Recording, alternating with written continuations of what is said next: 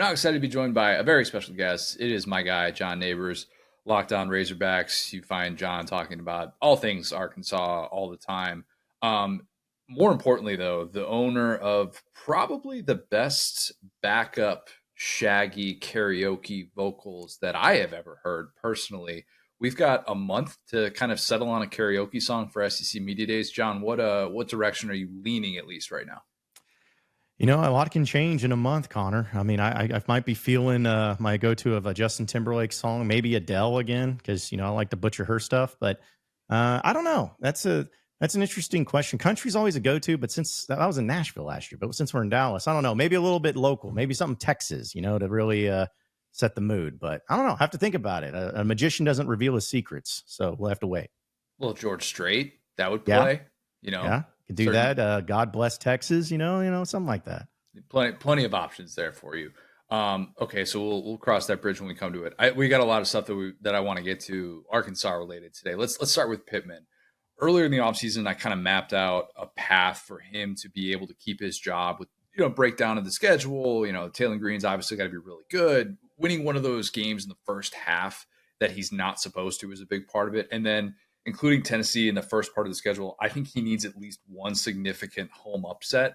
6-6 was my kind of bar to meet, eye of the beholder type thing. And then anything less than that, he's gone. Anything more, and you're talking about a 3-win improvement with what I think is a pretty tough schedule. Where are you at that conversation with his job security and what he needs to do to get another year? Yeah, it's a weird situation, Arkansas football. I don't know if they've been in really, where the coach is coming off of a losing season, and there was some off-season moves that were able to provide some excitement, but not enough. Like nobody in Arkansas really feels like this team's going to make the significant jump to 8, 9, 10 wins. Some people still think they're going to be bad, but like you said, 6-6. Is that even enough? That's the thing that you're just having to bounce back and forth in. But I feel like with Pitman and how he's done as a coach overall, obviously that 9-4 season in 21 really has held over a lot and has helped a lot. But I will say he's done a lot of right things. I think the hiring of Petrino was about as rock star of a hire that you could make, at least in the eyes of Razorback fans, because of the situation, the history, and everything. So I think doing that, I think really doing an overhaul in the offensive line room, getting new coaches like Eric Mateos from Baylor to come in and on board with that. A new quarterback, Taylor Green, who was handpicked by Bobby Petrino. Like that's the one he wanted. The defense, D-line looks to be, with some pieces there, is going to be really good, or at least just as good as it was last year, maybe better. The secondary I've been impressed by. Linebacker, man, they got nobody from last year. And a lot of those guys are still eligible playing elsewhere.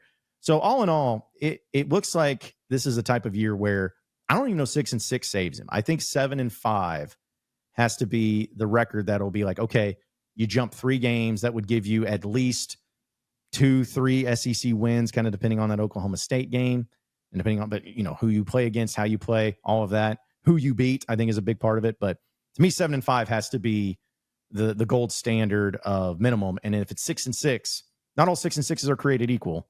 If you do all that, but you beat Texas, somebody will say, hey, you need to keep this guy on. But to me, 7-5 needs to be the goal for Sam Pittman moving forward, future, keeping his job, all of that. I hope this doesn't happen for Pitman because, I've said on your airwaves, I've said on mine, he's as likable of a coach as there is in the entire sport. But if they start 2-4 going into that bye week and their only victories are against UAB and Pine Bluff, what are those conversations? Is there a world in which Hunter Yurachek pulls the plug that early and he kind of does this new trend of getting out ahead of this and getting a prolonged search to replace a head coach? I believe that, yes, it could come to that, but it won't be presented that way. It'll be presented as Sam Pittman resigning because like you said, Sam Pittman's a very likable guy. Everybody likes Sam Pittman. Nobody wants to see him fail, unless you're the team on the other side of the field. Like people like to root for him. He's an easy to root for guy. And even in Arkansas, I know that people were frustrated and upset by the way it went last year, and rightfully so, justifiably so. But there's still some things about Sam Pittman that make it very relatable, likable. The fact that he loves Arkansas, that he wants to be at Arkansas goes a long way. So I don't think that it would ever be presented as Coach Pittman's fired in the middle of the year. It would be Sam Pittman steps down, resigns, however you need to massage it a little bit. And I think that could absolutely be the case, especially if he's lost the team. That early part of the schedule is weird, as it always is, it feels like, for Arkansas. Like, they don't play their first SEC home game till October. So, it's just a strange deal, and it's a difficult schedule. But, if Arkansas, I feel like that week 2 game on the road against Oklahoma State and Stillwater is huge, because if Arkansas wins that game, is that going to mean they go from being a 4-8 team to an 8-4 team? Probably not. But could they at least show that, hey, it gives them a little bit more time as time goes on to see what it does in the schedule and everything? I'm not saying it's out of the realm of possibility, but if Arkansas is able to get off to like a 4-1 start, which I know is a lot, but you got Auburn on the road in one of those in your first SEC game. The last 2 times you played at Auburn, you've won. I don't care what anyone says. In 2020, you won. That was the officiating that screwed that up. So you've won there the past 2 years, or 2 times that you've been there. And if you ever take care of business and you're like 4-1, or we only have 1 loss going into that Tennessee home game at least, I think he'll make it throughout the whole year. But if there's some early losses and you can tell the team's out of it, they don't care, it's over with, then I could see them making a move pretty early, maybe even in that bye week after the 6th week. And just to clean that up, because maybe somebody listening to this is like, why would Sam Pittman announce that he's like quitting on the team? I think it would be similar to a 2021 Ed Ogeron situation, where he essentially gets to be his own interim coach, and you announce this is happening. Here's kind of, mutual parting of ways, however you want to phrase it. We're still going to take care of you. We're going to get you your buyout, get us to the end of the season. There's a world in which that happens. There is also a world in which Bobby Petrino is the interim coach. And my God, John, I don't know that your great people of the state of Arkansas can handle that universe. I don't even think I can handle that universe being on the outside of it. I'm not saying I'm rooting for that to happen, but it would be a real shame if anybody but Bobby Petrino got that interim job. I don't think it would be anybody else. Like, I just don't see any possible scenario of that happening. And again, I'm not rooting for it either, but you talk about interest and intrigue. I mean, there already is. And to see him be the interim head coach and, after a game, even if they win, lose, whatever, him being the guy that takes the podium to talk, and it's just Twilight Zone. It's like a deja vu all over again. And, I would say that's the most craziest thing of all time if it hadn't been for John Calipari being the head coach of Arkansas basketball. That's the only thing I feel like that is even crazier and more unbelievable than that. But man, having Petrino back, him wearing the Razorback gear, seeing him at practices, seeing him run that offense, and somebody who was in school at the University of Arkansas while he was the head coach originally, it's like, whew, I'm rooting for it, man. I think it's really cool. I think it'll be a benefit to Arkansas, but I think most people, if Arkansas has success this year, especially if their offense is significantly improved, which can't get much worse, most people are going to give credit to Bobby Petrino, whether it's fair or not. And I think it is unfair because of Sam Pittman, kind of the situation he's in. But Petrino's going to get a lot of that credit if that team is successful, especially with the offense. How much has he changed? Because it was very well known he was not there to make friends when he was a head coach. He and Ryan Mallett kind of famously had their battles. We've talked about that. But how much has this version of the man we call Robert Patrick Petrino changed, knowing the stage of the career that he's at and understanding the situation that he walked into? Well, when he was hired, and of course the craziest and chaos that came from it, I was kind of looking at it as like, all right, well, I haven't seen this guy in a Razorback attire or anything in 12 years. I mean, it's been a long time. And I remember how I envisioned him and how I saw him back then and just how intense he was. And now I see a guy who's been humbled a lot, like whether people admit it or not, he has been humbled. And he has not had any major issues as far as, people always talk about problematic and whatnot. At least to my knowledge, in that span, whether he was at Western Kentucky or back at Louisville, at Missouri State, have really good success there. And even A&M, there's been no issues. And seeing him, he's older. I mean, it's just how 10, 12 years happens. He gets older. And I was hearing him talk in his introductory press conference. I'm like, okay, he sounds older and wiser. He even smiled a few more times. I was like, yeah. And somebody asked him, have you calmed down, or have you feel like you've gotten calmer as the years have gone on? And of course, he responds with, I've always been calm, which is not true. But I remember when I was watching spring practice, and the first week I didn't see any. I was kind of always just watching Petrino, see how he was handling it, see how he was handling himself, running the offense, going out there, just doing offensive coordinator, quarterback stuff, meeting with him, all of that, nothing crazy. And I was like, man, I guess he really has mellowed. Like, I just didn't see it until the very first scrimmage the next week. And it was right there in Razorback Stadium. And it was third team offense, like nobody really of note. And there was this wide receiver that was out there. And I could tell something was just happening where he's like, hey, like, what, do I do that? Like, do I line up here? Do I do this? And then Petrino keeps explaining it to him. And then suddenly I hear a bunch of expletives get yelled immediately, like just ripping. And I'm like, there he is. There he is. He still got it. So it's still there. It may not be as much as it was because, again, what he went through is definitely a humbling experience. However, if he needs to get it, if he needs to come back, it's still there. He can still rear back and throw 95 on the black. There's no doubt. There's no doubt. He still has his fastball if he needs it. He's still got it in his pocket. It doesn't come out as much, but, in certain situations, he can pull it out. We need the better in-booth camera. And I don't need audio or anything like that. I'm not trying to steal any secrets or anything. I just need those reactions from him because I felt so many times last year at A&M, I'm just waiting for ESPN cameras to get him in a decent light. And his face is always so shaded and they don't have the camera position where they should. And I'm like, this is Bobby Petrino back in the SEC. I want to see every facial expression that guy has. If you just put him on picture in picture, I would be okay with that. This is the world in which we need to live in with him at Arkansas. And if we get anything less than that, look, I'm going to view this as a disappointment. I don't think there's any way around it. I think every single broadcast, no matter what television station, whatever network is playing any Razorback football game, he is going to get shown and shown a lot. And every single time they're going to be like, hey, Bobby Petrino, former Razorback head football coach, he was in a motorcycle accident. I don't know if anybody knew about this, but he was in a motorcycle accident and he used to be the head coach and now he's offensive coordinator. Like, it's going to happen all the time. So there's always going to be attention paid to it. And I don't know if he's going to be on the sidelines, if he's going to be up in the booth.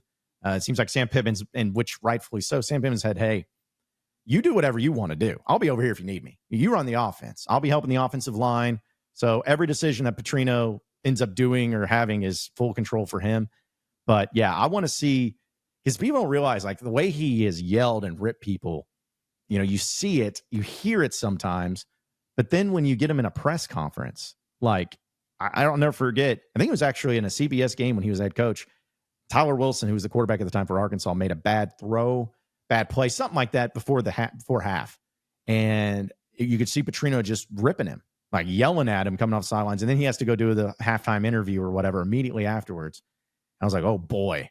And he just gets asked about Tyler and he just comes in with, Tyler's doing a great job. He's doing a great job throwing the ball. He's doing a great job leading this team. And I have a lot of confidence in Tyler and the job he's done. It's like he's got that switch, man. So you just got to catch him in the right moments, and hopefully the television cameras do that. Your Petrino imitation's gotten really good. Have you worked on that? Well, all you got to do is just be extremely monotone and have that little Montana drawl that he has, and listen. And just after many years of just listening to every press conference and all of that, it's like, I sometimes do impersonations. Sometimes they're not great, but the Petrino one I always just laugh about because it is very dry and very on point. And that part hasn't changed. So yeah, I've been working on it. In case I need any good content, and I got to impersonate Petrino. I'm up for hire. So if anybody needs it, let me know. I can tell. It's very good, very impressive. Okay, let's do an exercise that, look, we have to get out ahead of this. And again, I cannot emphasize this enough. I know we're talking a lot about Sam Pittman's job security and all these different things, but this is just a running list of potential successors. 100% hypothetical. This is just in case, breaking case of emergency that we're talking here. So do you mind if I throw some potential successors at you? Just love it. I want your reaction as somebody that understands this fan base, how this would be interpreted. So Glenn Schumann, Georgia defensive coordinator. Don't know that they would go back to the Georgia assistant. Well, again, if Pitman doesn't work out, but an interesting one. Danton Lynn, the USC defensive coordinator, who, if he gives Lincoln Riley a defense after what he did at UCLA, will be a very popular candidate. Alex Golish, who is doing great things at USF, friend of the program, wife grew up in Arkansas, just throwing that out there, just something to remember. The next two guys, I'm warning you, they came technically from the Chad Morris tree, but they have done remarkable things since escaping the Chad Morris tree, which is why they're even in this discussion. But Jeff Traylor, UTSA head coach, and then the guy that I think we're going to be talking about a lot more, who's becoming a little bit more well known in college football circles, is G.J. Kinney, the Texas State coach, and the offense that he is running, and the things that they're going to do with Jordan McLeod coming over from James Madison is really interesting. And then one last one, little wild card, would be Oklahoma offensive coordinator Seth Luttrell. Thoughts on that list as a whole and what stands out? Well, I'll say that of all those names, and if they were to make the hire, I think the Jeff Traylor hire would probably be the best one, or at least the one that fans would get behind the easiest, because they knew about him coming in, even of the Chad Morris era. They knew about him and the connections he had in high school football in Texas, and the fact that he's done it as a head coach consistently at a place like UTSA, which, you could say what you want about their history or tradition, not much there, but he's done a really good job with it, and being a head coach and being the well-respected guy, it would not be the worst. Like, I think people, and Arkansas always has wanted to get back into Texas in recruiting. That's where a lot of their success has come. It's kind of the idea behind Chad Morris, but we all know how that didn't work out. There apparently needs to be more than just connections in Texas. So I would say he's probably the one that people get excited about.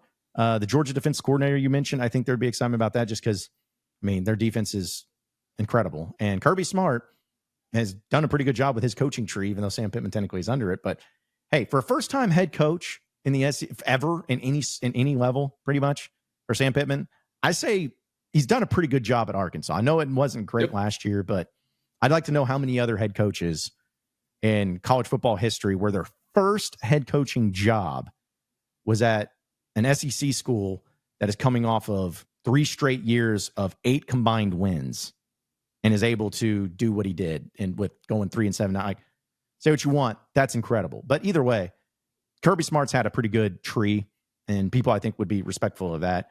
The Seth Luttrell one is funny because he was the head coach of North Texas when the famous fake fair catch play happened that Razorback fans so much hate. And so that would be kind of funny if that ended up being the case. But, it's an option just because of familiarity. I'm telling you right now, it's like the rest of those names, it would take convincing. Even some of the names I mentioned would take convincing. Razorback fans, they look back on coaching hires that they made where they felt like they could have had Lane Kiffin, which I'm under the impression that they pretty much could have. But there were certain things, certain people that got in the way of that, and it didn't transpire. They could have had some other coaches that have become as head coaches elsewhere and have done really well. So Razorback fans are like, okay, well, you got to at some point in time get this right. You got to just hire the right guy. Maybe get a guy who's been a head coach somewhere else and has been successful. But that'd be my biggest thing, is like, I'd rather have a head coach who's shown, proven, established success at other schools, smaller schools even, than risk it on a coordinator that you have no idea. Because listen, there's nothing against anybody from Georgia or Michigan or Texas or whatever, but it is so much easier to do it when you got the 5-star elite talent. It's another thing to go to Arkansas, which they're never going to have that talent, that many players, and to make that still work. So, I'm always been a little bit against that, but I'll hear anybody and I'll listen to it. But I think overall, though, those names Arkansas fans wouldn't be too excited about, but a few of them I think they'd get into. Why didn't Lane happen at Arkansas, John? Again, it just depends on who you ask. And I'm asking you. There's sides to every story, but my understanding, at least from what I've heard, is that he was the guy, and they were. I'm sure you remember the reporting. It felt like it was all but done, or at least was getting close to that. And then something changed to where somebody stepped in. I don't know if that was an Arkansas booster. I don't know if it was somebody else in the administration. I don't know if it's somebody in Lane Kiffin's camp, but somebody stepped in. And to be honest, I think the guy who's so great at what he does, but can be frustrating, I'm sure, to work with, the Jimmy Sexton factor, I believe was a case. Because I believe that Kiffin was either coming or wanted it or whatever. And then they kept kind of pushing the envelope and wanting more money. And that's not something that Hunter Yurachek likes to do. And if you need proof of that, remember Kendall Briles. Kendall Briles being rumored to go to the Mississippi State as offense coordinator. He was offered $1.9 million or whatever. His agent's Jimmy Sexton. He said no. He put up on, it ended up coming back to Arkansas, and he put up a graphics like, run it back and everything. And then a couple of weeks later, TCU's offensive coordinator position opened up, and Jimmy Sexton came back. He's like, hey, he's getting offered. They're like, no, we're done. Go. See ya. So I think that one might be a little bit more likely just because there's a little bit of history of that. But I don't know. I still believe, and maybe I'm wrong, maybe it's just what I want to believe. I believe that Lane Kiffin would have come to Arkansas if ball just would have been played a little bit more. But he's at Ole Miss, and he's dominating. He's doing well. So just another list of great coaches that could have been at Arkansas that Arkansas didn't hire. Like Jimmy Johnson, who happened to be a Razorback. Could have hired him. No. Would have hired Paul Bear Bryant. He was actually going to take the job, but then the thing called Pearl Harbor happened. Yep. So you could have had him. Could have had Tommy Tuberville. There's just, the list goes on and on of coaches you could have had, should have had, but you just didn't. You could have had Gus Malzahn, but you didn't. So just add it to the list. It's the way it goes.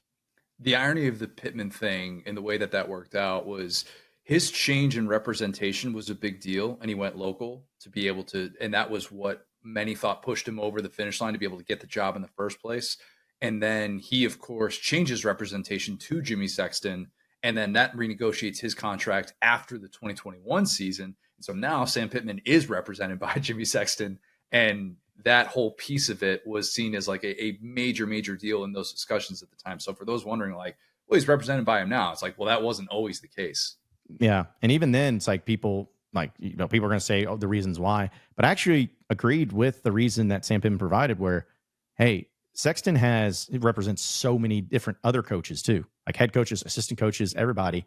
And so if you needed if you had an offensive coordinator position open or whatever, you go to him and be like, hey, who can you get over here? And he'd work it. And he has those connections to make that happen. So I understand it from that element. And plus, you may hate the guy, fans may hate the guy, but nobody does their job better than he does. I mean, he gets everybody paid, and he does it in a way that maybe people don't like, but there's a reason why he's so successful. So it could be, I didn't blame Pittman at all for that. I know people locally had a problem with it, but I'm like, hey, I get it. I want the best, and I want the most connected, and Jimmy Sexton's definitely that.